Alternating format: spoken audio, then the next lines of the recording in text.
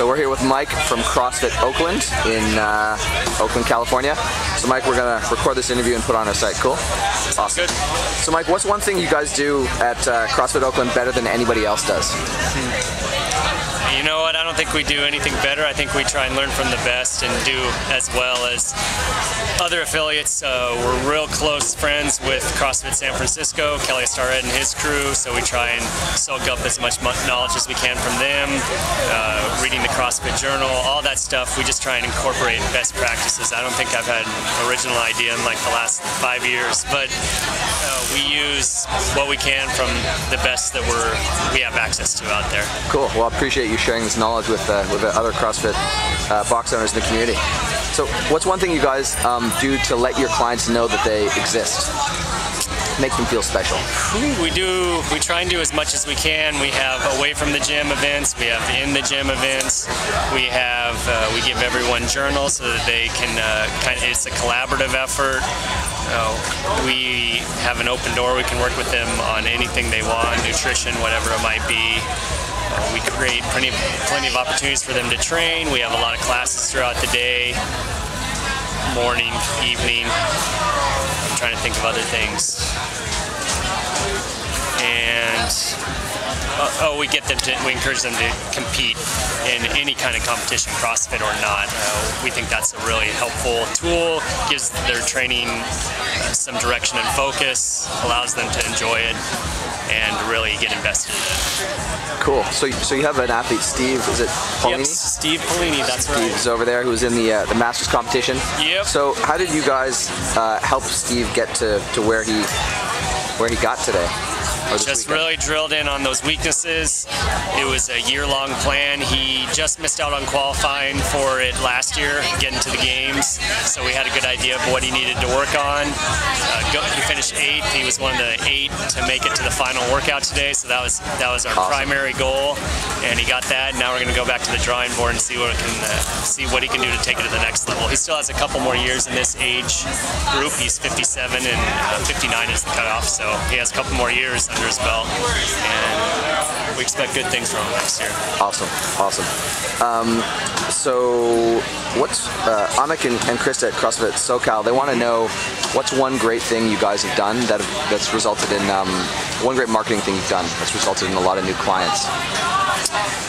Boy, one great marketing thing. We don't really do a lot of marketing. I think the best thing that we've done, that's a hard one, is just get our members talking about it. Get fit and produce results. We're also one of the only CrossFits in our area, surprisingly enough, so that helps having kind of a local advantage there in that respect. There's one other CrossFit gym in our area, but they're attached to a climbing gym, so they operate a little bit differently. So I guess just taking advantage of the area. Cool. And what about retention? How do you guys retain your clients? Yeah, retention has gotten a lot better since we went to an on-ramp program. It preps them a little bit better it's a 4-week on-ramp program, so they're integrated into that group class environment right away. Previously we did intro sessions, and no matter how well we prepared them for the movements and the workouts and stuff like that, sometimes they'd be kind of like a deer in the headlights in terms of the first group class experience. But by the time they're done with the on-ramp, they have 4 weeks of that under their belt, and that seems to have really helped with retention. And the intro session, was that just one class, or was No, it was originally 4 sessions, then it was 6, and it still stays that. We still have those. We still do the 6 intros for those who can't make the on-ramp work, but the majority of our people are coming through the on-ramp now. And so you find that they're better prepared and sort of they're better prepared. They learn how to record their results. It's simple stuff that we would take for granted now. We get them right on to food journaling right away, and a lot of them, they'll bond with those, more often than not, they'll bond with those people. We had halfway through the last on-ramp we did, it was someone's birthday. They all went out for drinks after one of the classes on Friday night. So it gets them attached to others, kind of invested in the training, and giving them a feeling like they're in it together.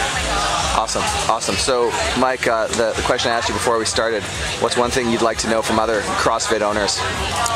Yeah, as the athletes advance, how do you balance the group class needs with, I'll just say, individual prescriptions? Because we kind of do it in an organic process right now, but our people who have really taken on CrossFit as a sport, they're going to have different needs than those just going after general fitness. So that's really what it's kind of an evolving process, but I'm looking for answers out there, so that'd be helpful.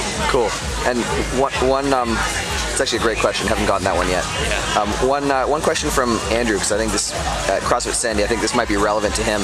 He's at 80 members right now, and he wants to know from gyms that are a little bit bigger than him, what's a struggle that you faced that you think he might face, and how did you overcome it in sort of growing from 80 to where you're at now? The growth, boy, we didn't really struggle with that. We had a decent base. I partnered up with someone who already had a boot camp, so that created a lot of athletes to begin with, and then it was just, we weren't one of those ones. I know a lot who had this meteoric rise. We just had a steady growth the whole time. We've been in the black since day one too. That was helpful. But the thing we've run into recently is just dealing with city government, and we're having some building issues right now. So that's something. Make sure all your boxes are checked and everything's in order when you're moving. That we're in our 5th building now, and we're having some issues getting the final approval that we need, so that's been kind of tough. So just make sure from an admin, a business side perspective, that if you're going through the process of finding a new building, that it's appropriate for zoning and all that stuff. Cool. I think that might actually be super useful to him, because he's in the process of looking for a new space right now. Cool. Mike from CrossFit Oakland, thank you very much. No problem.